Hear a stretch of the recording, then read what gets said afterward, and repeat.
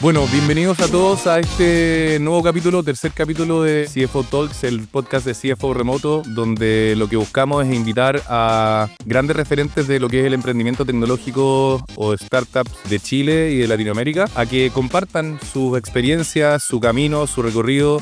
Sabemos que emprender es un camino muy complicado y la verdad es que trae alegría, fracasos, decepciones, mucho trabajo, por cierto, que es lo más importante para poder sacar un emprendimiento adelante. Y quiero dejarlos invitados a escuchar nuevamente este podcast que se viene increíble. Hoy día tenemos un invitado tremendo, de verdad, Cristóbal de Solmiñac, amigo de la universidad, hace ya más o menos 20, una cantidad de años. Sus 22 años por ahí, fundador y gerente general de Autofact, una empresa tecnológica, un SaaS que hace cosas increíbles en lo que es el mundo automotriz digital y que, bueno, vamos a hablar de cosas súper interesantes hoy día, principalmente de lo que ha sido este proceso de negociación y este proceso de lograr atraer al negocio a empresas que están interesadas en comprar parte de este negocio, este exit que yo creo que está en la cabeza de todos los emprendimientos tecnológicos, de querer en algún momento salir, monetizar todo el esfuerzo que se hizo en el camino que uno desarrolló como emprendedor. Así que nada, Cristóbal, bienvenido a este nuevo capítulo de CFO Talks y no dudo que va a estar increíble esta conversa y nos volvemos a encontrar ahí después de harto tiempo. Muchas gracias, Felipe. Muchas gracias además la tremenda introducción. Grandes referentes, me quedo grande, pero bueno, feliz de aquí de compartir distintas cosas que han ocurrido en la historia de Autofact. Maravilloso.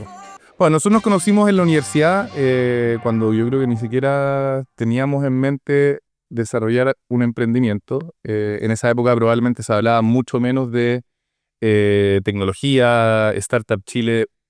Se hablaba poco y me acuerdo que había, creo que un ramo al final, como en la última parte de la carrera, que había como un ramo que tenía que ver con emprendimiento. Algo se estaba hablando en Estados Unidos, pero era muy, muy incipiente. Muy incipiente. Y bueno, después de eso, tú te fuiste por el lado del emprendimiento tecnológico con Autofact, ¿cierto? Después de haber obviamente recorrido cierto camino profesional. Tomaste esa decisión que es un salto, es un riesgo, es una decisión importante. Yo me fui por el lado de CFO Remoto y nos encontramos en algún momento, por ahí creo que fue el 2016, en que creo que te enteraste que algo estaba haciendo con temas de finanzas y al menos lo que yo recuerdo es que para ti toda la parte financiera de Autofact en esa época era clave. Quiero que me contes un poco cómo abordaste ese proceso de darte cuenta de que necesitabas empezar a preocuparte de la parte financiera, porque es algo que los emprendedores muchas veces dejan de lado desde el principio. Bueno, eso último que dijiste yo creo que refleja lo que nos ocurrió. Nosotros partimos totalmente, o sea, con lo que teníamos puesto, que era nuestra carrera y un par de años de experiencia de trabajo, pero el formar una empresa era algo que fuimos aprendiendo en el camino y por supuesto que embarrándola bastante. Y yo diría que la estrategia, por lo menos que usamos nosotros, que no sé si recomendarlo o no, en realidad yo quizás me informaría un poco más, pero era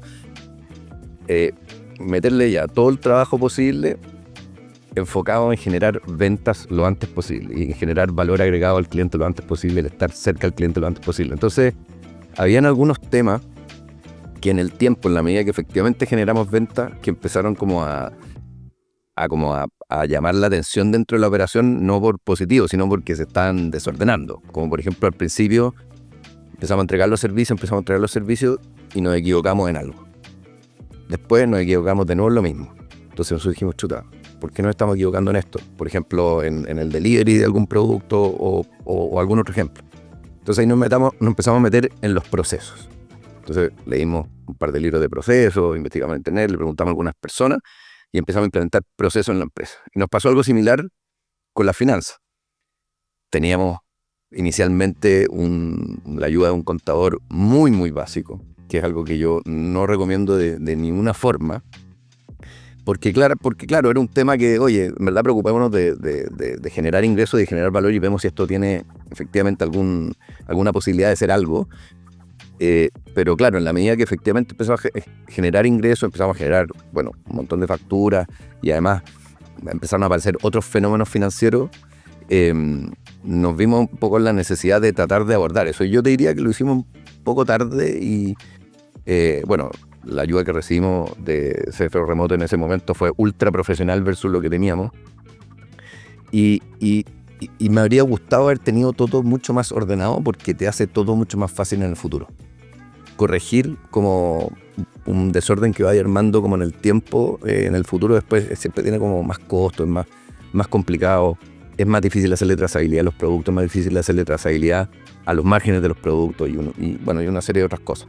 Así que yo diría que fue esa la forma en la cual nosotros abordamos como el tema de las finanzas, como, chuta, ¿sabéis que no todo es generar ventas, sino que creo que te hace bien entender las finanzas de tu operación y ojalá hacerlo lo antes posible? Oye, y ahí, volviendo un poco atrás, cuéntanos un poco cómo nace Autofact, o sea, ¿por qué Autofact? Y bueno, ¿qué hace Autofact? Yo creo que gran parte de la gente que está escuchando este podcast sabe qué hace Autofact porque Autofact básicamente es una empresa que interactúa mucho con el usuario final, ¿cierto? Con gente que quiere o vender su auto o comprar un auto, y por lo tanto es algo que se viraliza rápido. Pero ¿cómo nace Autofact? Esta idea de hacer algo en el mundo automotriz y ¿qué hace Autofact? Bueno, siempre trato de contar en la medida que tener algo de tiempo, trato de contar el origen de la idea, que no fue mío, sino que lo que ocurrió es que yo renuncié a mi trabajo con ganas de efectivamente hacer algo que funcionara. Y partí tratando de hacer otras cosas. Traté de traer una tecnología para revisar tuberías industriales, traté de meterme un poquito en medir la eficiencia de las campañas publicitarias, en entregar servicios arquitectónicos, como hacer offshoring de servicios arquitectónicos y otras cosas que no avanzaron mucho. Y en esa búsqueda, en esa renuncia, en esa búsqueda, en un almuerzo con mi familia, mi hermano me comenta que él, cuando vivió un periodo en Estados Unidos, le aparecían en la televisión reclam de una empresa que se llama Carfax. Y Carfax tenía un superproducto que era un reporte de auto, un historial de auto. Y yo estaba lejos de ser experto de auto, o sea, lejísimo. Yo efectivamente tenía un auto, pero lo único que sabía era que la gente, cuando se compraba un auto usado, como que decía, oye, es complicado, te pueden, no sé, pues, te pueden estafar o cosas de ese estilo, pero no sabía mucho más que eso. Pero igual me pareció como interesante el concepto, como, oye, un documento digital con la historia del auto. Y revisamos en Latinoamérica y no había mucho, había solamente una empresa pequeñita en Brasil que estaba partiendo. Eso fue algo positivo. Pero por otro lado, yo también estaba metido en todas estas ideas y no tenía como mucho tiempo en realidad. Entonces, ahí hubo otro elemento que también marcó el tema del inicio, que fue: mi hermana estaba haciendo su último ramo de la universidad, tenían que hacer un proyecto y yo le dije, Connie, ¿por qué no toman este proyecto, de este informe? Nos juntamos una vez a la semana, vamos, yo le ayudo, que sea lo que se necesite, y vemos qué pasa. Entonces, ocurrió así. Ella y su grupo le pusieron Autofact al proyecto, y terminado el semestre yo les dije, oye, ¿sabes qué? Yo voy a continuar porque me pareció como entretenido. ¿Quién quiere seguir? 4 se iban de intercambio, la otra no estaba ahí, entonces bueno. ¿Quién quiere seguir era seamos socios o quién quiere seguir metiendo horas en este proyecto? No, o sea, yo creo que, o sea, era quien quiere seguir dándole, o sea, como viendo si esta cuestión... ¿Significa una relación social? No, todavía. No, nada. Era un proyecto. Esto era el primer semestre del 2011 y la razón social se creó en febrero del 2012. Entonces esto era como un acercamiento inicial. Y bueno, ¿y qué es lo que hace? O sea, después obviamente pasaron muchas cosas, pero lo que nosotros queríamos hacer primero era replicar exactamente un informe de auto. Eso era como lo que queríamos hacer al principio. No es que tuviéramos como un objetivo así como, oye, queremos revolucionar la industria. No, queremos copiar un informe, queremos hacer un informe para Chile. Entonces nos dedicamos a buscar información, nos dedicamos a generar toda esta infraestructura técnica, a crear un primer producto, etc. Y luego, ya estando en la industria, habiendo vendido más, etc., y cuando empezamos como a hacer un poco de todo, porque al principio era como generar venta y un poco uno no seguía una línea muy, muy clara, sino que oye, un gallo te pedía algo y tú se lo hacías para generar una venta. Entonces, al principio era como hacer de todo, y el 2015 sí hicimos una definición mejor, que describe lo que hacemos hoy día, y de hecho prácticamente no la hemos cambiado, que es transformar el proceso, o sea, transformar la experiencia de las personas en el proceso de comprar un auto usado. Eso se ha mantenido desde entonces, eliminamos todo lo que no tuviera que ver con eso y hoy día nos dedicamos a hacer herramientas digitales que se basan en tecnología e información que transforman la experiencia de comprar un auto usado. Oye, Cristóbal, hablabais de que te hubiera gustado meter procesos y orden y control en la parte financiera antes. Eso, porque me acuerdo cuando nosotros trabajamos juntos, había una base de datos gigantesca, todavía la tengo en mi cabeza, en que logramos cuadrar la caja al dedo. O sea, hicimos como una especie de sistema de conciliación bancaria medio casero. Para nosotros como empresa también fue como... Era nuestro inicio, nosotros llevábamos probablemente 6 meses en esto, todavía no teníamos muy claro qué es lo que estábamos haciendo. Pero Autofac nos pedía que necesitaba tener al dedillo la caja, me acuerdo que armamos un modelito que era una especie de conciliador y que te permitía tener claridad de todos los flujos en el fondo y todas las obligaciones, con el apoyo de la Katy en esa época que me contaste que seguía trabajando todavía en Autofac. ¿Qué tan importante en el proceso que hoy día te ha tocado vivir, que bueno, es de conocimiento público, que Autofac logra venderse en parte a un gran grupo australiano? ¿Qué crees crees que esto fue importante, fue clave haber podido darle la importancia a estos procesos de finanzas inicialmente para que este proceso con Car Group haya avanzado como avanzó? ¿O no lo ves como algo que fue primordial?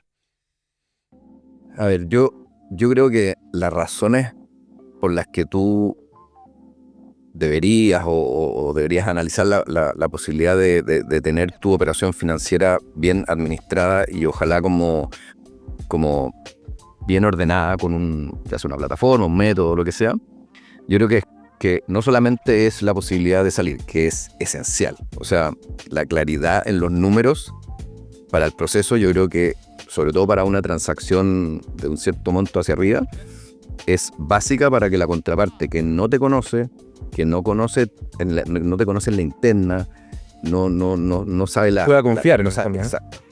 Y de hecho nosotros lo que hicimos, o sea, Autofac no era una empresa que se caracterizaba por tener todo ordenado. O sea, al revés, nosotros en realidad, tú no puedes ser seco para todo. Nosotros lo que somos secos, o lo que hacemos mucho es trabajar en los productos y en la experiencia y cuidar la experiencia del cliente. Entonces en eso le dedicamos mucho. Pero en otras cosas, como por ejemplo, oye, tener, no sé, todo el sistema de generación de órdenes, o sea, de notas de venta, notas de costo. Todo lo que ocurre al momento de hacer una venta. Siempre un desafío, sobre todo además si haces modificaciones a los productos, les quieres cambiar la configuración de cobro, de facturación, de una serie de cosas.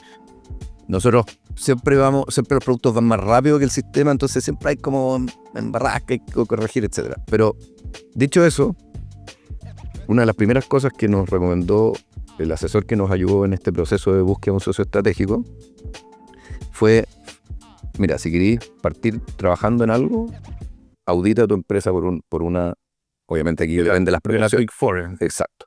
Y ese proceso fue doloroso, y ahí quiero aprovechar en el caso de que lo escuchen, mandar un saludo al equipo de finanzas que en los últimos, no sé, 4 años le han metido un punch, entre ellos la Katy, pero increíble, porque pasamos de ser una empresa no auditada a ser una empresa auditada por una de las 4 grandes, y ese proceso fue doloroso, o sea, doloroso. Nos empezaron a como entregar todos los formatos y todas las formas que estas empresas empiezan a establecer en las operaciones, y bueno, y era como no era un escalón, eran 40 escalones versus lo que estamos haciendo nosotros.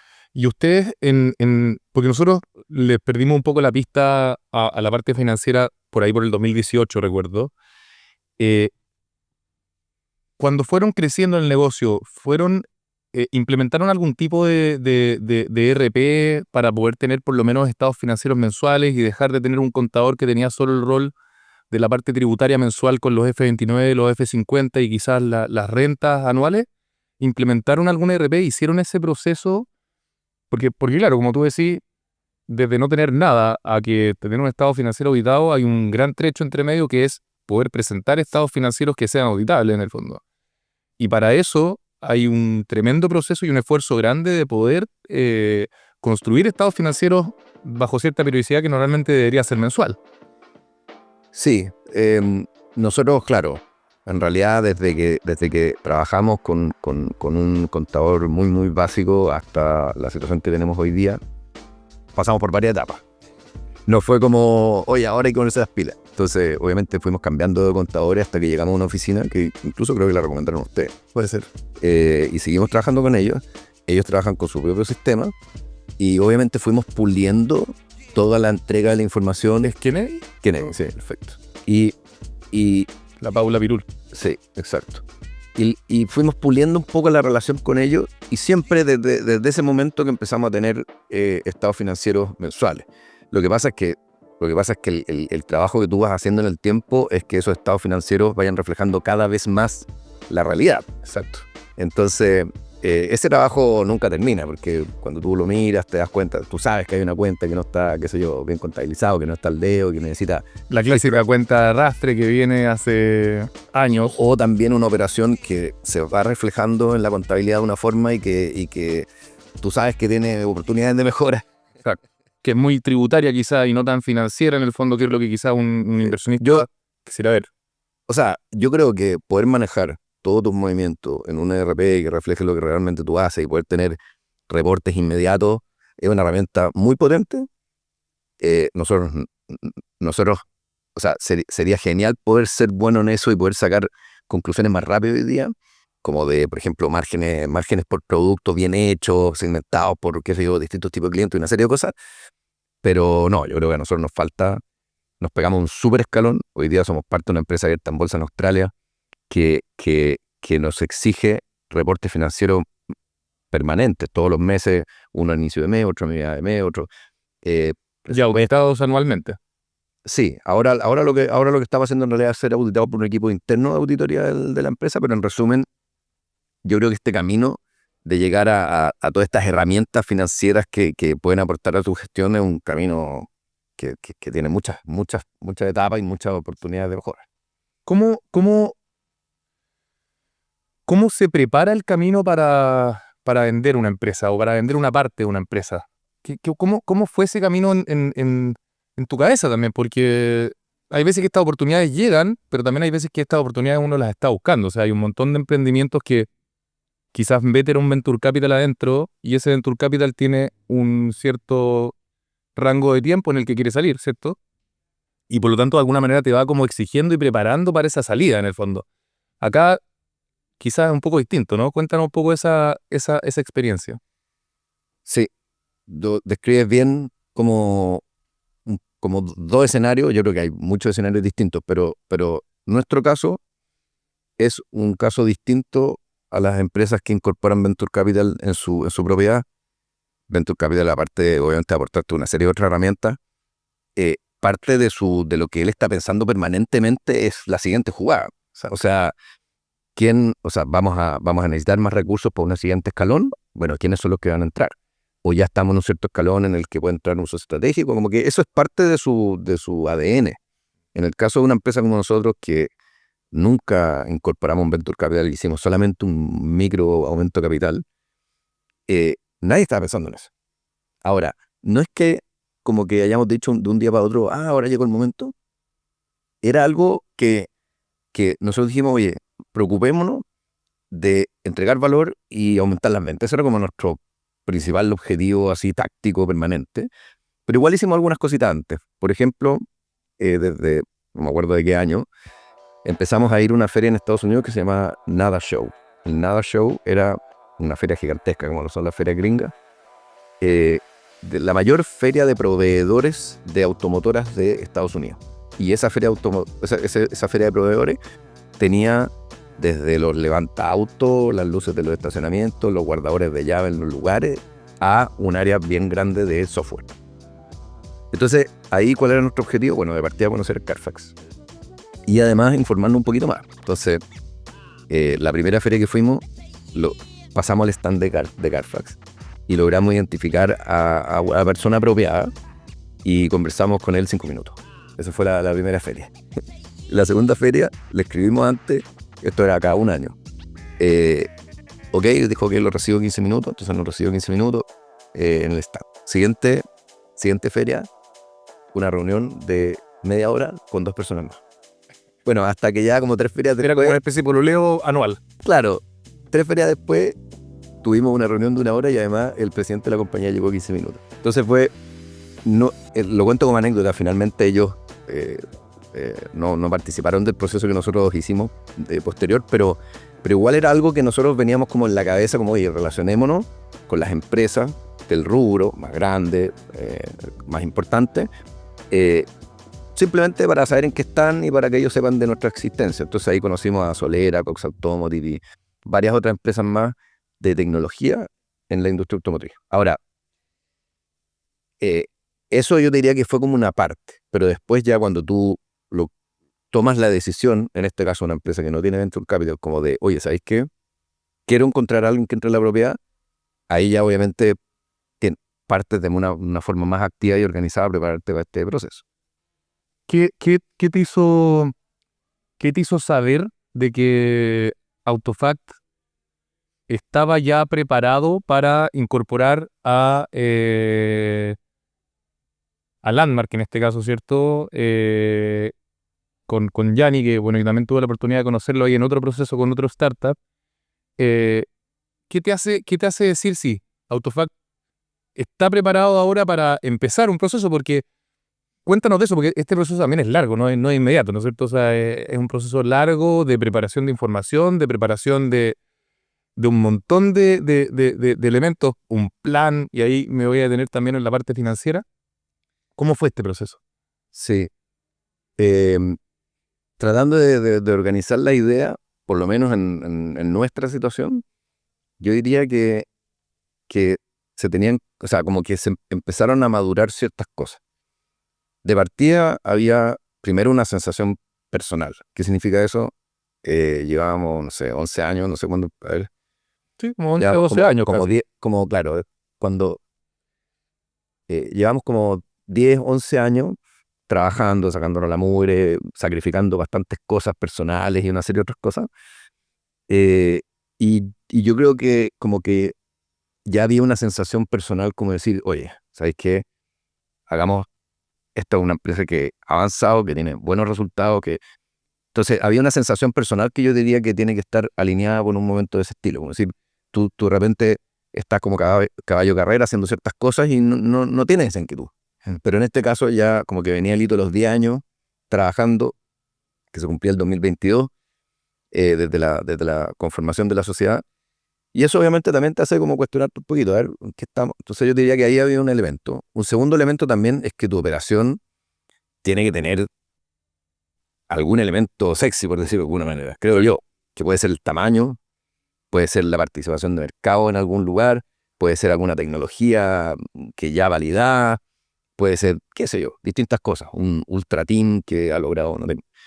y yo creo que eso también creo que, y ya voy a comentar algunas cosas, creo que se cumplía en nuestro caso. De hecho, mejor, como creo que hicimos algunas cosas, o algunos pasos anteriores que fueron como interesantes y que creo que aportaron en este proceso. Por ejemplo, bueno, de partida habíamos hecho varios esfuerzos para desarrollar lo que hacíamos en Chile en otros países. Entonces, había una experiencia internacional con una operación en Perú, Colombia y México, que tenía conocimiento de una serie de cosas, no solamente de Chile, sino que también de otros lugares.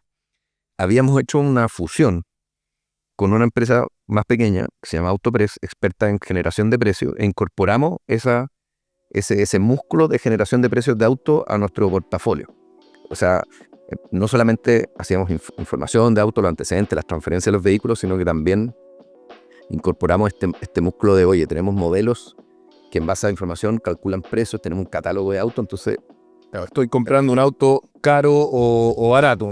el precio puede usar para 20.000 cosas, pero eso también lo incorporamos dentro como de la oferta de Autofac. ¿Esta era una empresa chilena? Sí, en una empresa, esto fue el final del 2019, 2020, entonces eso también creo que, y fue parte de las razones por las que lo hicimos, enriqueció la foto de Autofac. Y lo último, porque está la parte personal, está la parte del activo y está la parte del timing.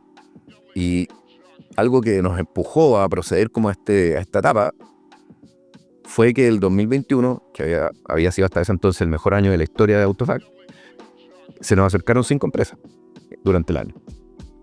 A preguntarnos, oye, en qué estábamos, oye, que les interesaba quizás de repente evaluar algo más estratégico. Algunos de frente nos empezaron a pedir información. No había pasado antes, pero uno cada año y medio o como algo por el estilo. Entonces ahí fue cuando, entre todas estas cosas, todas estas situaciones, dijimos, oye, ¿sabéis que quizás es un buen momento para incorporar a alguien que nos dé algo genial? Esto no era solamente, oye, vendamos una parte de la empresa, sino que era como, si vamos a seguir trabajando en esto, quizás hay alguien que nos puede llevar a un siguiente nivel con 1000 cosas, o sea, podría ser cualquier cosa, pero yo diría que esas cosas se alinearon para tomar esa decisión. ¿Y cómo es ese proceso personal, en el fondo, de decir, oye, voy a soltar algo que vengo creando hace 11, 12 años? No solo, ¿cierto? Hay un cofundador técnico y hay todo un equipo detrás. ¿Cómo es ese proceso personal de decir, no sé, Juan, ¿qué pasa si no funciona? ¿Qué pasa si me esfuerzo por vender esto y no lo logro? ¿Qué pasa si me ofrecen algo que no es lo que espero? ¿Cómo se enfrenta ese proceso desde lo emocional? Nosotros tenemos como una personalidad, yo te diría, como, no sé si conservadora, pero cuando partimos de esta decisión dijimos, oye, a ver, hagamos un esfuerzo, porque para nosotros hacer un esfuerzo no era como, ya vamos a llamar a un par de personas, sino que nosotros teníamos que seguir operando la empresa tenía que seguir mostrando crecimiento, y al mismo tiempo teníamos que hacer un proceso ultra profesional en el cual contactáramos a una buena cantidad de contrapartes que podrían estar interesadas y mostrarles de la mejor manera la empresa. Entonces, cuando nosotros tomamos esa decisión, siempre nos tuvimos muy presente la posibilidad de que esto no resultara. Porque, bueno, también por lo mismo que te dicen los mismos bancos, obviamente los bancos ven tu empresa, hacen ciertos cheques y dicen, ya, sabes que esto podría resultar. Ellos normalmente, los bancos de inversión, los que te ayudan en estos procesos, no se meten en cualquier cosa porque si no sería, o sea, es mucha inversión de tiempo como para meterse en algo que no tenga posibilidades. Pero por otro lado, nada te asegura. Entonces, nosotros hicimos el mejor esfuerzo posible, pero al mismo tiempo nunca hicimos nada o muy poco que no fuera como continuar con nuestro plan o con lo que estábamos haciendo. Y lo otro que tiene que ver con, oye, chuta, va a llegar alguien y van a cambiar las cosas. Bueno, hay que romper huevos para hacer la tortilla. O sea, entonces, nada, o sea, si tú quieres como un gran cambio, no puedes esperar que las cosas sigan como están. Y obviamente estábamos súper abiertos a eso. Y este proceso con Landmark y probablemente con Camilo Montenegro, ¿no? Me imagino que él también tiene que haber estado metido por ahí haciendo las proyecciones y los análisis. ¿Qué tan relevante es en este proceso el tener? Porque nosotros desde CFO Remoto siempre, cuando ayudamos a empresas a salir a levantar plata o a venderse, armamos un plan, armamos una proyección, estructuramos información dentro de una carpeta, en un due diligence, bien armadito, todo transparente. ¿Qué tan importante es en un proceso como este realmente tener toda esta parte financiera bien estructurada para tu contraparte, en el fondo, que en este caso fue Carlos? Porque de repente hay algunos que dicen, eso es chaya, así, al final... No, yo creo que dentro de lo que tú comentaste recién, que es un poco algún modelo o alguna herramienta que refleje bien tu operación y con la cual tú puedas proyectar tu plan o lo que tú quieres hacer, es, creo yo, bien importante.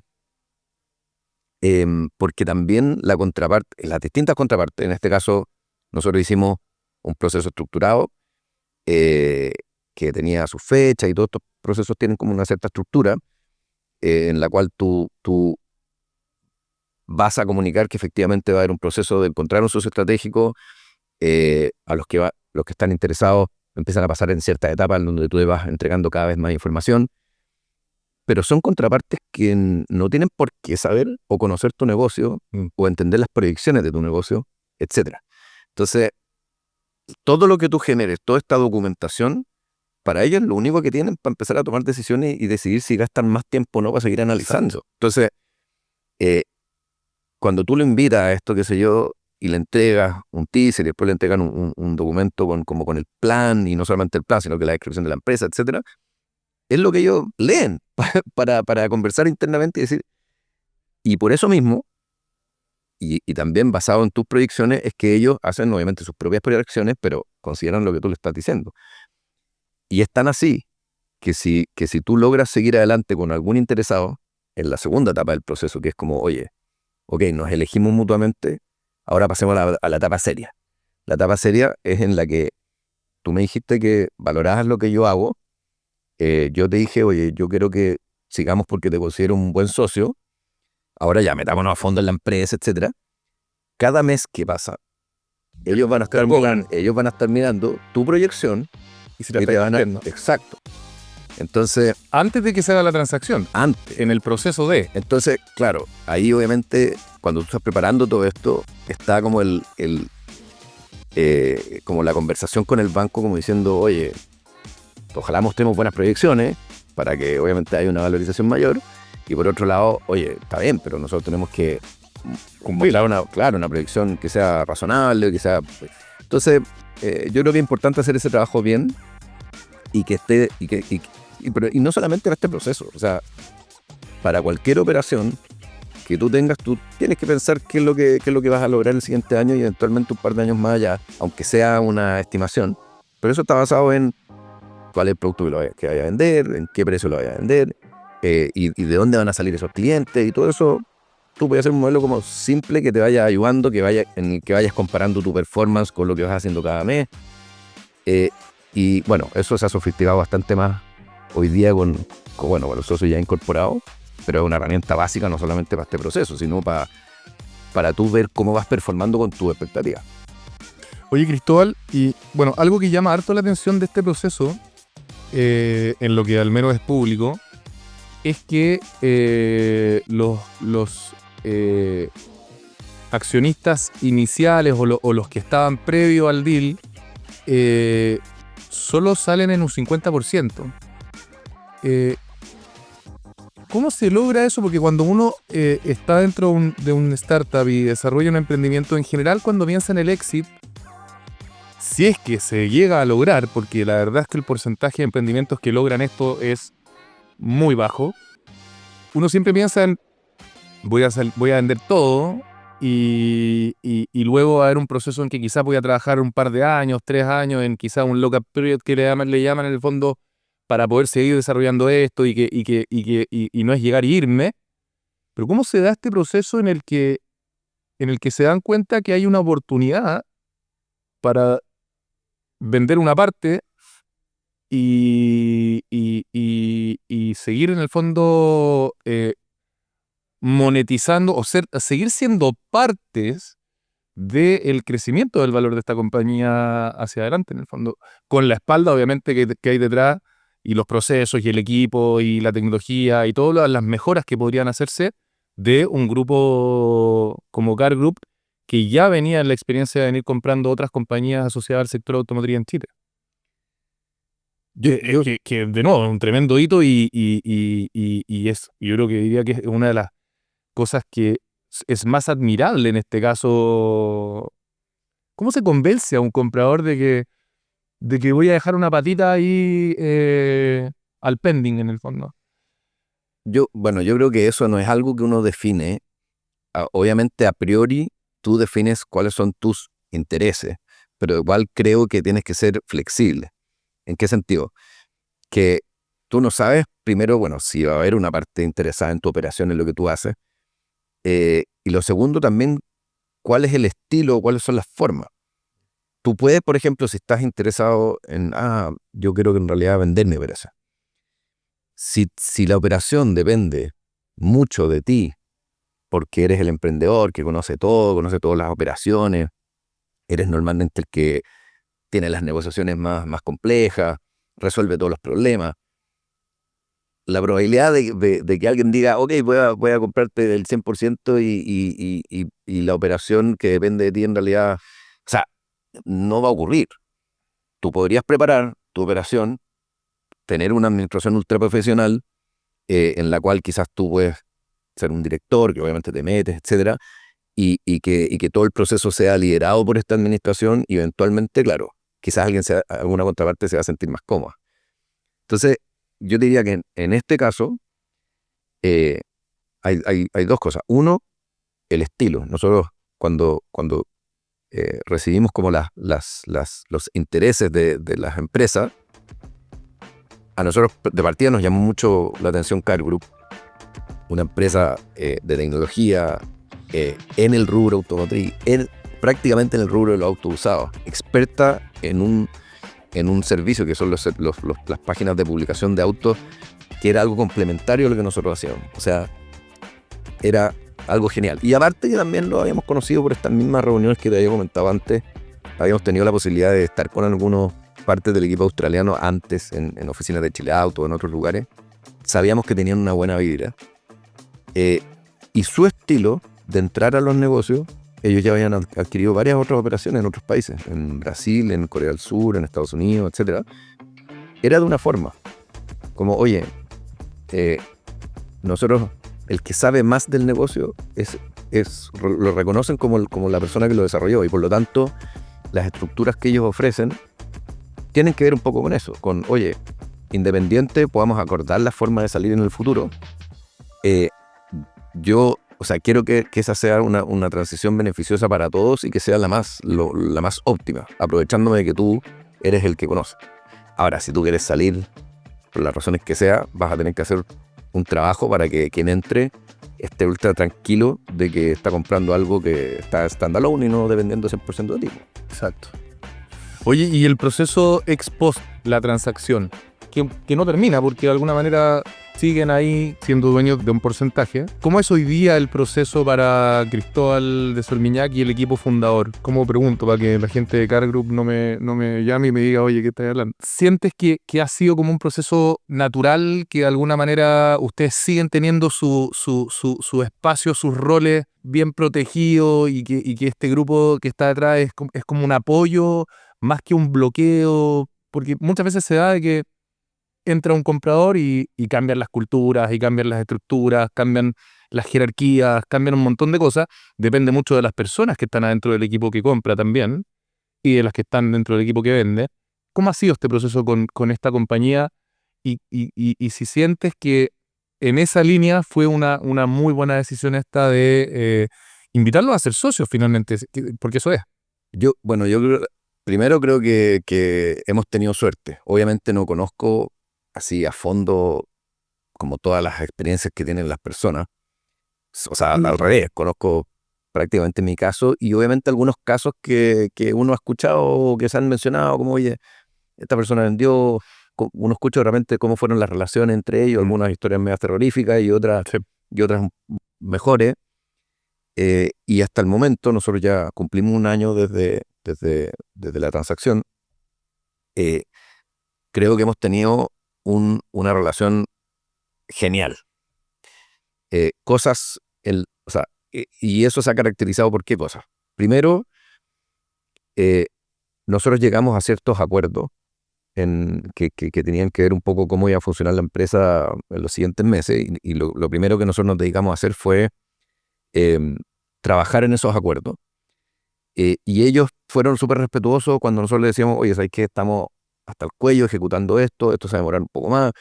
Y siempre el equipo de Car Group y todas las contrapartes de Car Group, como que hemos visto hasta hoy día que son personas como ultrahumanas, súper preocupados como por ti, por tu equipo, y también comprensivas y confían en ti. O sea, si tú le estás diciendo algo y se lo estás explicando, es la verdad. Y ellos confían en que es así, y eso creo que ha ayudado mucho en lo que ha ocurrido. Segundo elemento es que ellos sí han incorporado cosas nuevas a nuestra operación, principalmente reportes financieros, prácticas de presupuesto, prácticas de seguimiento de presupuesto, bueno, y ahora han ido incorporando más cosas de compliance y cosas de ese estilo, pero a un ritmo respetuoso.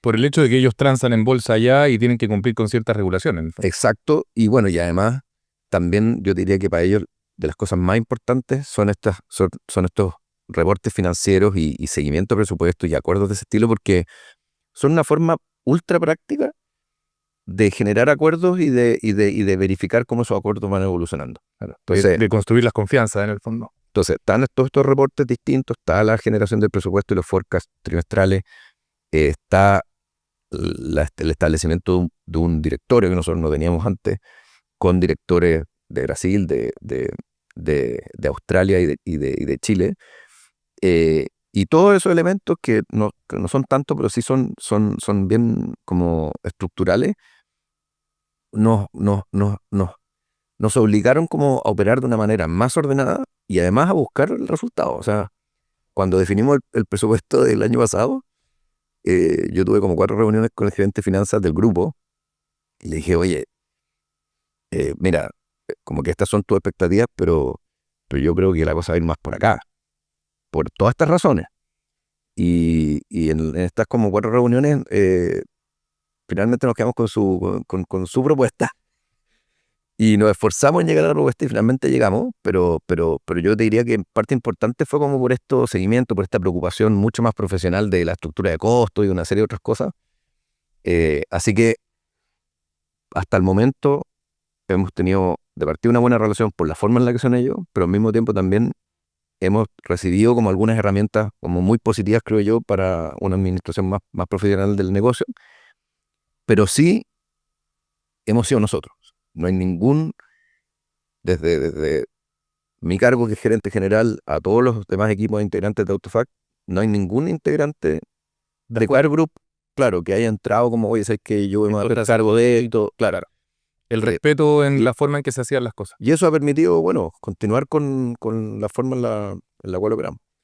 Cristóbal, bueno, tenemos que ir cerrando. Quiero saber un consejo para quienes están emprendiendo hoy día y anhelan vender su empresa. ¿Qué le recomendaría a esos emprendedores que están en esa etapa?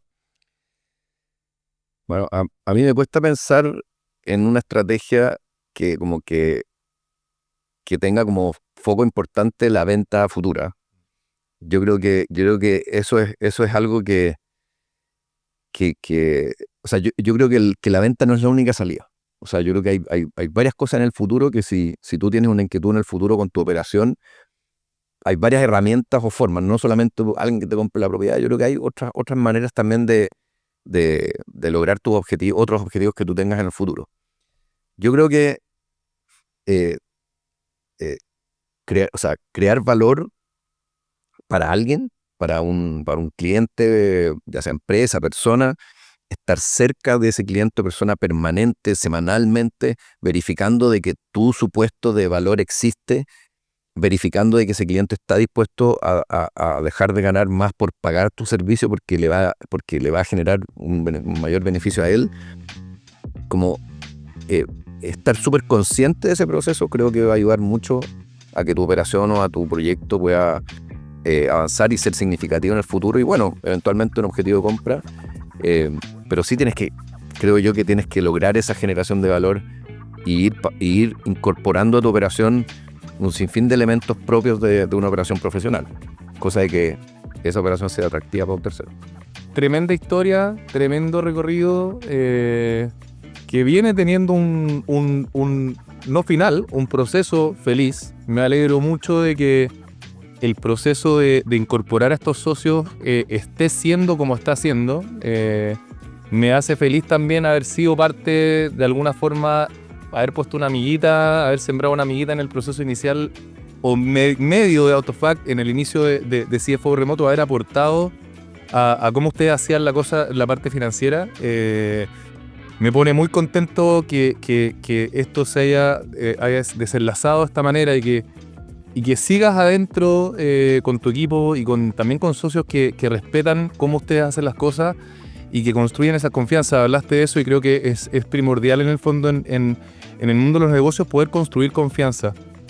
Y en ese sentido los números financieros y tenerlos bien estructurados, conocer el negocio, son claves. Y la verdad es que te agradezco haber venido, haber compartido esta experiencia con nosotros. Sé que tenéis poco tiempo, así que te tenemos que dejar partir. Para cerrar, quiero obviamente agradecer nuevamente a Cristóbal por haber estado acá. Agradecer también a Podcast Pro, que hace posible la producción de este podcast de CFO Remoto. Agradecer al equipo de CFO Remoto también, que hace posible que todas estas conversaciones fluyan y que vengan con también cierta preparación, con un branding maravilloso acá de los colores de Universidad Adolfo Ibáñez, también que nos presta en el Centro de Negocios de Posgrado, en el fondo, este espacio para poder hacer este podcast.